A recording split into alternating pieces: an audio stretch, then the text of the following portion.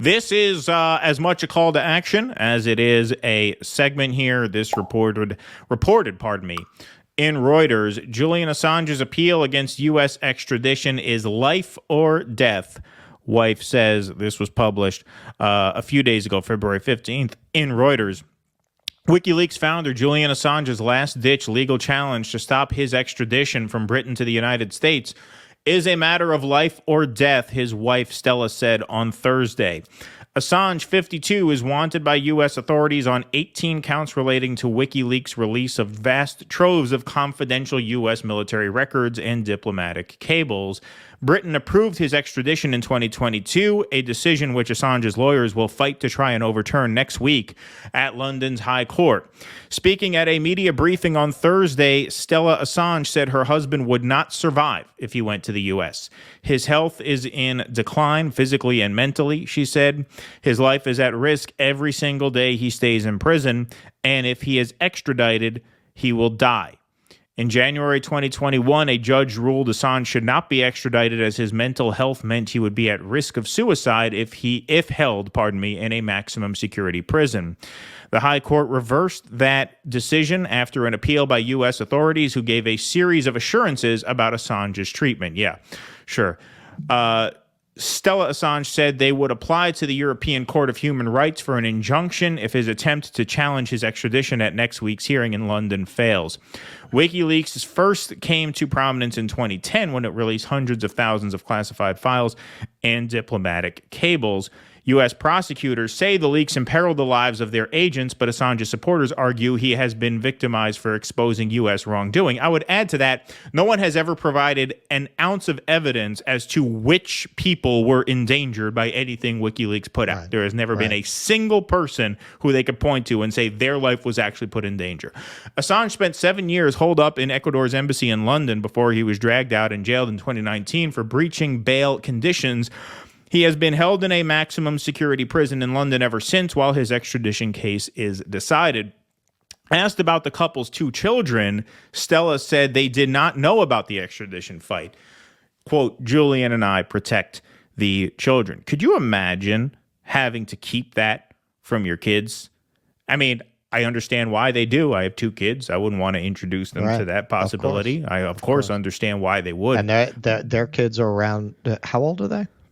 They seem like they're probably around my kid's age, about more or less. I don't know exactly how old, but they're young kids. They're around 5. They're too young to understand evil. They're too young to understand what it means to be in prison, what it means to be convicted of a crime, right? I mean, when you're that young, you know, you don't even understand and the slightest bit of what's going on. To have to keep that from your kids, and then the horror of having to break to them what's happening when you have no other choice if he is sent here to the U.S. and they can't visit in London anymore.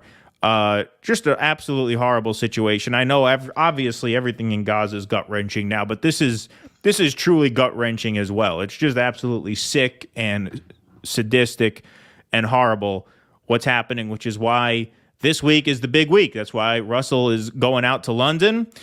You guys here, stateside, can call the congressional switchboard. There's the phone number right there. And you can call the Capitol switchboard and be connected to your senator or House representative for them to sign on to House Resolution 934 to drop the charges and free him.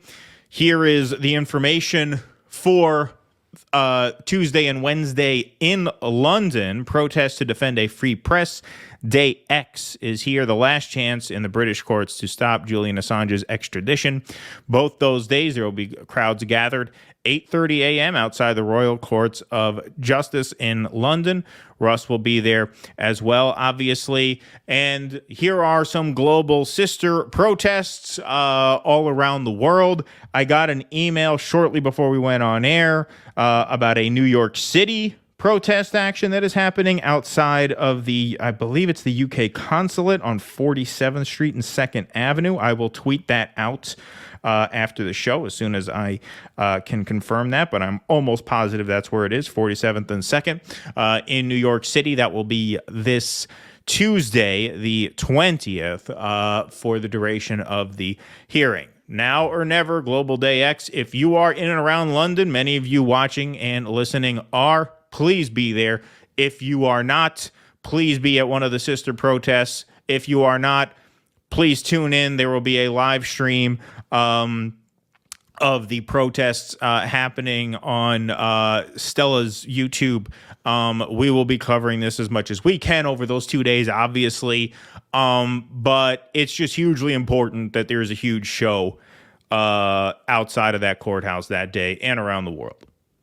And I just want to point out, if you want to see the moral and intellectual bankruptcy of the liberal class, look how they all jumped on wanting to talk about a certain person who passed away in prison this week. If you've noticed, all the shit libs are all, without really knowing anything, they just repeat what they hear on TV.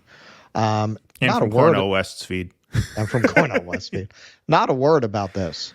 Not a word about this. Like, you give a fuck about freedom of speech. Like, you give a fuck about political prisoners. You give a fuck about what they tell you on the MSNBC and on the CNN. You don't give a fuck about human rights, about freedom of the press, about freedom of speech. You don't give a fuck.